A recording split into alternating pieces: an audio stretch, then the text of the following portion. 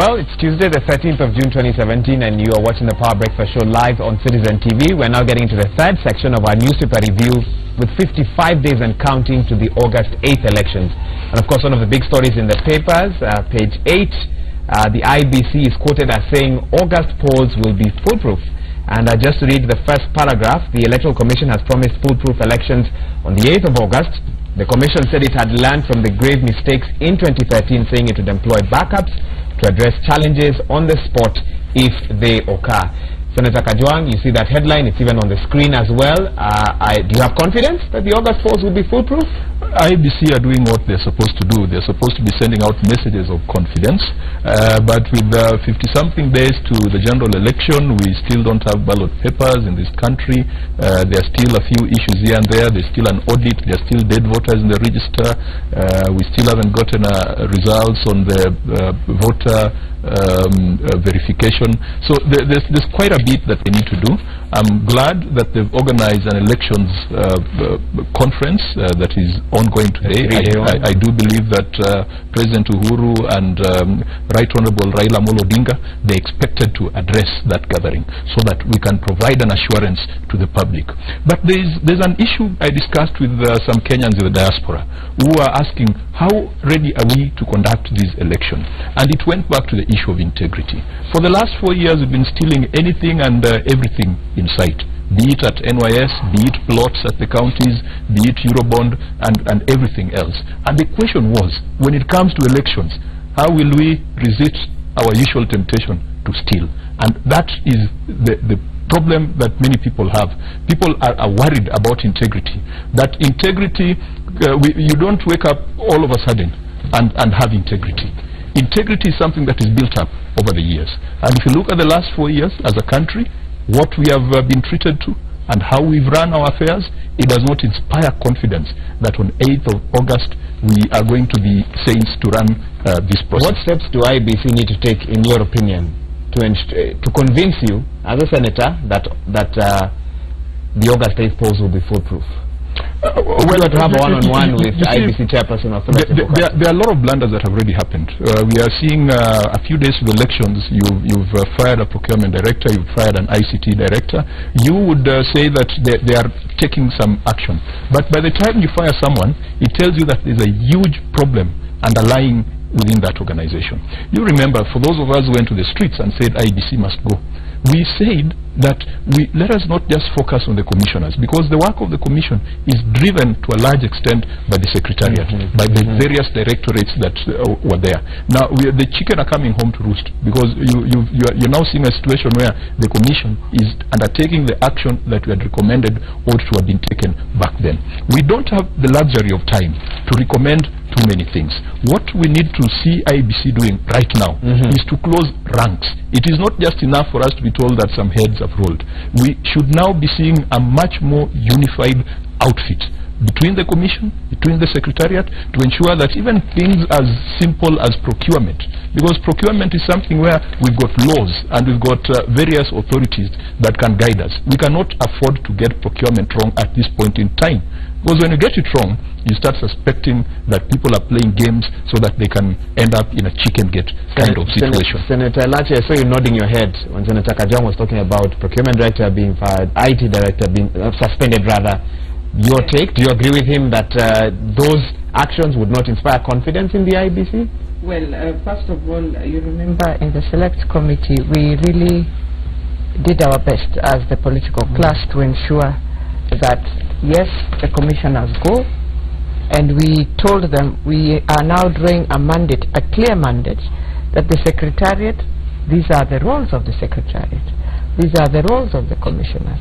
And I know at one point we really gambled, do we need a commission that comes part-time, and we pleaded, let us have them full-time. But we also pleaded, and I don't know why the Chebukati team, I hope they are reading the report also to guide them. We pleaded that for the sake of this election, they will let the secretariat assist them until the end, and then from there now you can come cleaning up the secretariat, so that you give confidence to the people. Now, for me, the biggest worry I have is when you fire your ICT guy. And sorry to name James here, but I think James Muhati had done a fantastic job when we were in the select committee, and we could see he needs to guide them through. Because you interacted with him on a personal basis. We interacted, and he had created a team where both sides would feel confidence that if this team meet every day to look at what is happening within the ICT as they move on, things will work.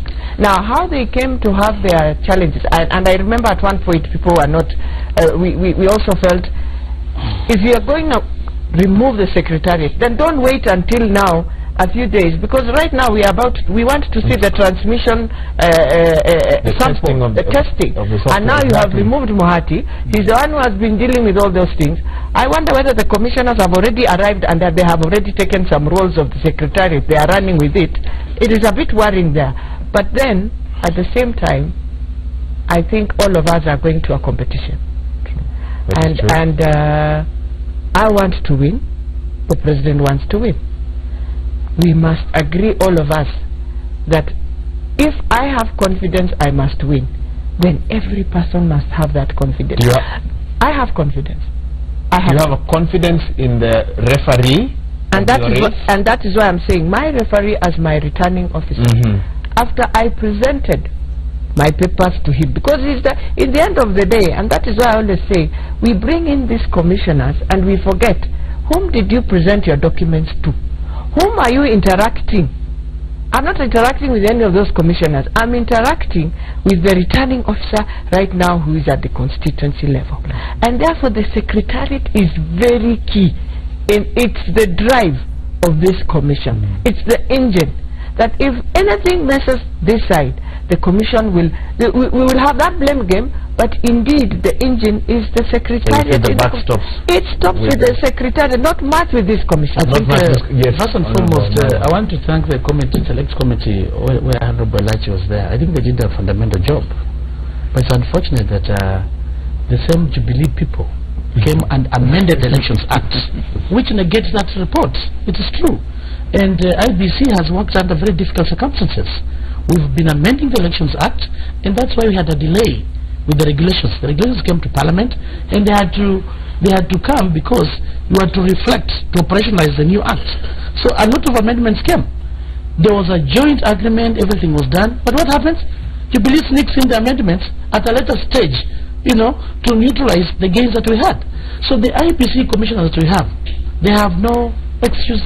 They must ensure they're going to have free, fair, and credible elections.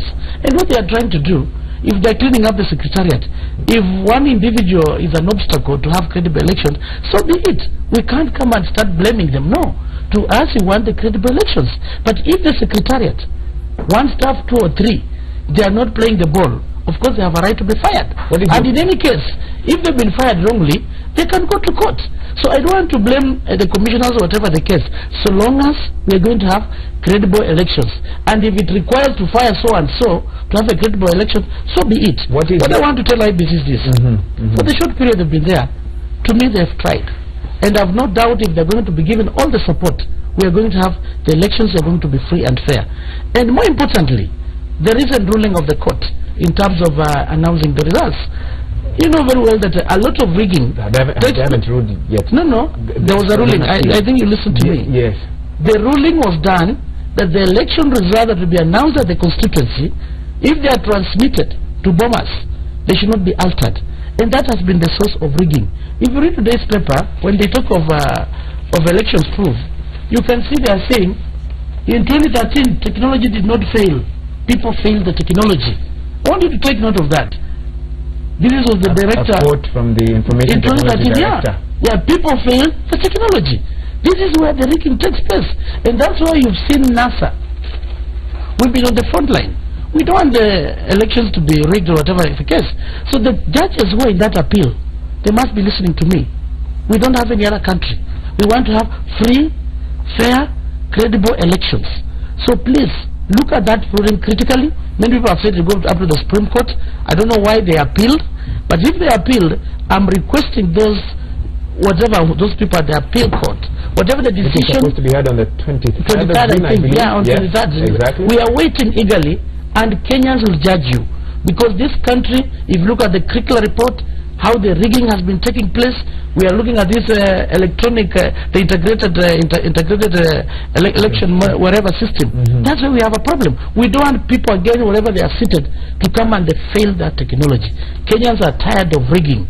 We want Kenyans to decide who is going to be their president, who is going to form this government. We are tired of this thing of food security problems that we are having. So ours is to request and pray to ensure that IEBC is going to have credible elections. Honorable Kinoti, are you confident in the IEBC in spite of the issues that we've had in the run-up to the elections? First of all, I believe one of the challenges we've been having in this country is that especially the independent bodies, the EFCC, the IEBC and so on, have not been playing their role well. But one good thing with the IEBC is that it's a kind of a referee. There's one person on the other end, and on the other end, and they're the middle. So they can be checked by both sides. I'll first wish to disagree with Honorable Chris that the challenges we're seeing in IEBC are inspired by the Jubilee. By the one side of the amendment of the Elections Act. You didn't let me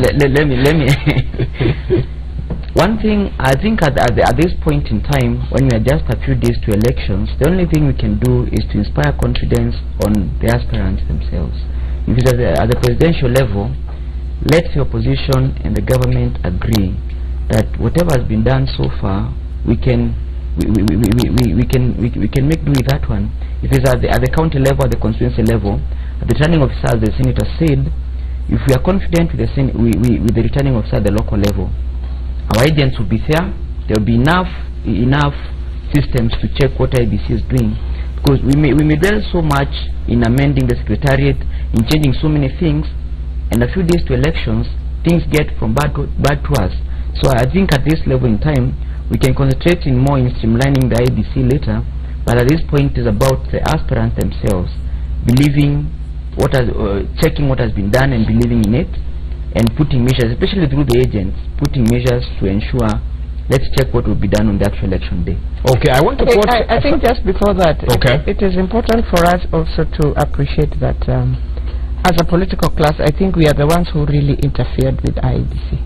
We didn't trust these other ones, but what we are going to use is the same system, and when I hear, it's very unfortunate when I hear my brother Chris say that we are tired of the rigging, and my question always goes back to 2013, and I say, if indeed you are in government and you believe you are rigged by people who are outside there, then this time round I don't know what you are going to believe.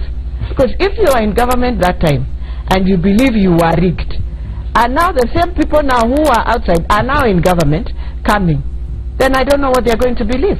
It's a very worrying trend, because you keep on telling your electorate we were rigged, but that time we were in power, we were with the commissioners, we selected them, we were in control, we were government. You were rigged by young people who were outside, and now they are in government. What do you mean the outside?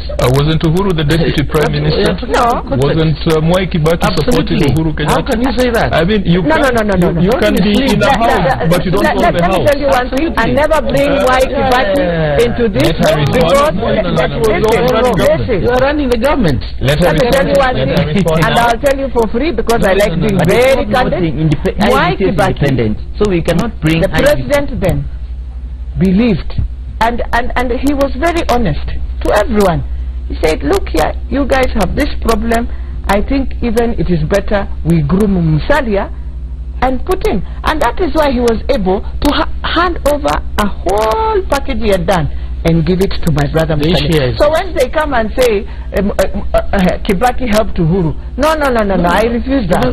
He needs to be honest also in how we move with things. We need to be honest. Kenyans nowadays appreciate if you are honest, and even if you are saying something that is not good, but honest to them, they appreciate that. They appreciate you. The issue is this. What we want to forget about the past. IEBC is the referee. Let it do its work to ensure we have free, fair, credible elections. But the critical issue here is about the issue of announcing the results. If they want to be absolutely, yeah, absolutely. And look at the Krikla report. We don't. The issue is, did IEBC go to court to appeal under duress? Did somebody instruct them that you must appeal this? That's the question you're asking. Why should it be somebody? Absolutely. So the issue is this. We as NASA, we are saying this.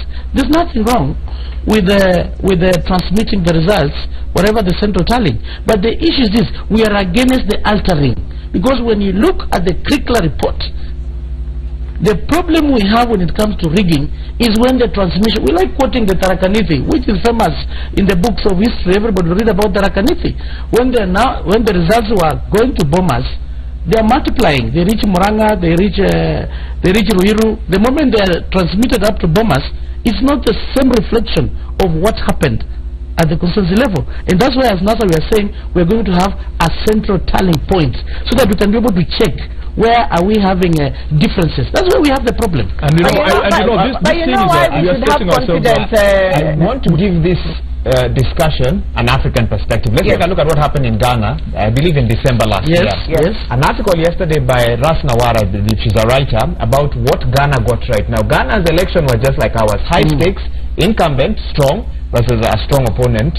And she says that, number one, their electoral commission worked in a very transparent manner in the run-up to the elections, and that worked to persuade the electorate, those who are going to vote, that all will be well. In addition, a national tallying center, easily accessible to all, that anyone could access and ask questions and so forth. She mentioned other things that I can't remember, but my question is, do we have similar systems in Kenya like what Ghana had, in the hope that come August 8th, we'll be able to have a smooth flow of information and everything will go well? How would you compare the Kenyan scenario in the build-up to the elections and Ghana? We attempted to put in place a framework similar to that, and again, congratulations to Beatrice Elachi and the rest of the people who are in that team.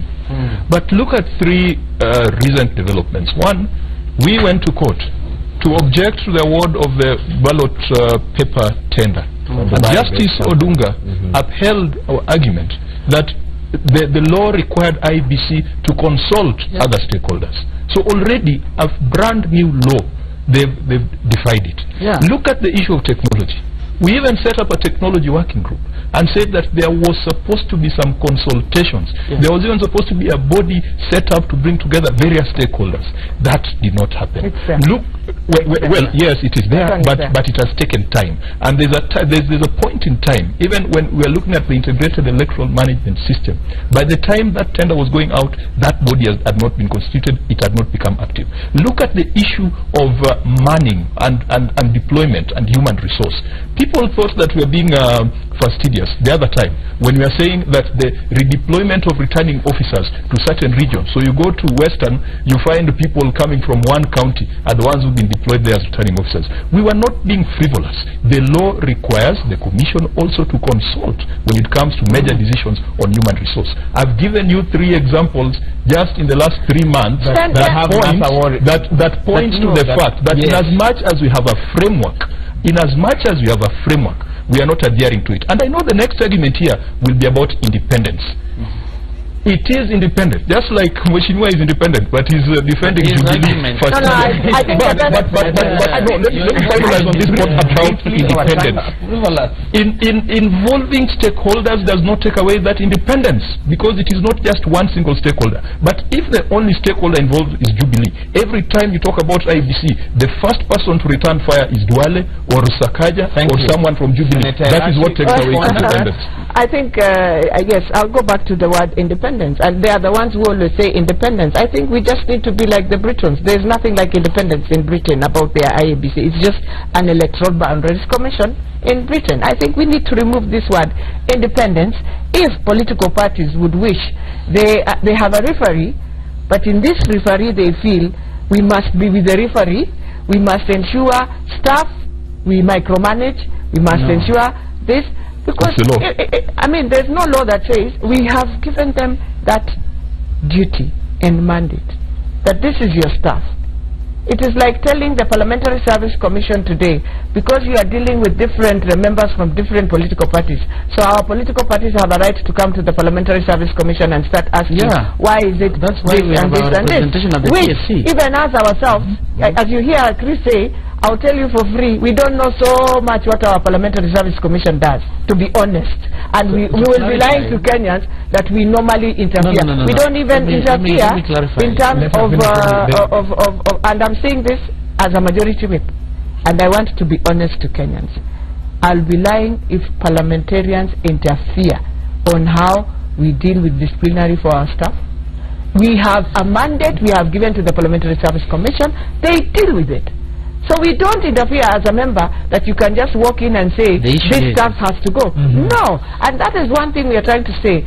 If that is how we manage our Parliamentary Service Commission, then let us give the Boundaries Commission also a mandate to take care of their returning officers, to take care of their staff as they please. If they feel you are doing the wrong thing, they have a right to fire or hire. We don't want Senator to mislead the public.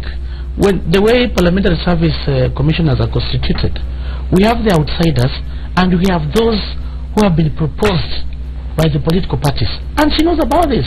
For instance, Senator Beth Mugo sits on that, is a commissioner because she was seconded by the Jubilee side. And that is what I'm repeating, Mheshimiwa, that after you have been constituted, you don't interfere as a party. You have the commissioners there who takes care of your interests. In case of anything of skewness, there's no objectivity. That has been taken care of. When it comes to the issue of IBC, you are playing a football game. The referee, we don't want the referee to be biased, and in this case, they did something good. They came up with a joint report, which was good. But later on, the Jubilee side brought an amendment of the Elections Act to dilute the gains. And how come we did not flush this amendment here? If it was a critical amendment. Look at the voter audits. We said the voter list must be audited by an internationally experienced firm. No, we didn't say international. International, it's there. It's international. No. Of course, KPMG is international. No, we didn't say international. In matters of voter auditing. Even up to now, we are having the voter verification. How do you do verification and yet you've not removed maybe the dead voters that were already there? Everyone dies every day. We link this to the critical. I wish Senator had an opportunity to read the critical report. No, but we die every day. Yeah, so if it is cleaning, you have to clean every day. Report demonstrated, if I remember very well, almost 200,000. Some people are already gone. They find themselves on the voter register. We had things like green books, black books. This is where the corruption was. So coming on the issue of rigging. So even after 2013, the issue is this: we are not aware how the verification, the audit has been done by the KPMG. An ideal situation will have been after the audit has been done by KPMG, it has been completed, is when now you allow the public to go there and do the verification. The worry we have, and what we are being told, and I'm hoping IEBC is not doing this, that if you did not get an opportunity to go do the verification, they'll be able to delete your name, maybe from the voter register, maybe you're a dead person or whatever. I'm hoping that's not the case. But so the issue is this: for us to continue having confidence, it is the responsibility of IEBC to continue consulting both sides of the divide. And I'm happy about the conference, the election conference, because we raise our questions from the Jubilee side, people from the NASA side will be able to raise. And we are entitled to that, so that we have that confidence. And I want to salute IEBC, by the way, for coming up with this confidence, and also coming up with mechanism to have that tight proof, so that we don't allow the issues of rigging. Let me allow Honorable Kinoti to respond, even as we wind up. I don't refuse there may be issues with the IEBC, but the problem we have in our country is that we don't allow the IEBC to be independent as it should be. Because now Chris is blaming all the problems of IEBC on one side of the team. If you are playing, if you're in a game and then the referee rules wrongly, you just disagree with the referee. You have no business disagreeing with the players of the opposite team. So I believe the best solution to this should be, let's handle issues where they should be. Let's handle our issues with the IEBC. We have a conference and we have an opportunity to relay our problems to them. We have returning officers within our respective electoral areas, and I believe that way we can be able to bring a solution. Let's be solution oriented as leaders. Let's not dwell so much on criticism. If IEBC is doing something wrong, let's dwell on that as IEBC. Let's not think this as an organ of one side of the party. Be it asked correctly, IEBC was not part of the system in 2013. or the current government who are not part of the system to influence IEBC so much. There were no electoral laws, and still there was a margin of close to over 500,000. So you cannot blame on IEBC this time round. I think we should dwell on issues. You cannot blame, let me not say the IEBC. You cannot blame one side of the aspirants and think that they influence the IEBC. Let's handle IEBC as it should be. Lastly, Wahiga, I think you raised... You want to refer to... I'm not running away from IEBC. Time actually has run out, so I'll give Honorable Kinoti a chance to refer to this. Before he refers, I just want to say that for all of us, political leaders, it is not two people in this game. We are thousands. True. Everyone is willing to win. Everyone wants to win. Wants to win. At all costs. At all costs. All costs. All our opponents, even as we are opponents, we want to win. Now when we make a game and we decide to narrow it that low, that is where we put our country into fire. Because I believe I want to win in Dagoretti North. Chris wants to win. I'm wondering whether if he doesn't win, he will come up one day and tell us, or I'll come up and say, now they rigged me. No, I'm going to win. I think it is time. No, I'm just saying, just the way you're saying you're going to win and you have that confidence, is the opponent also having that confidence?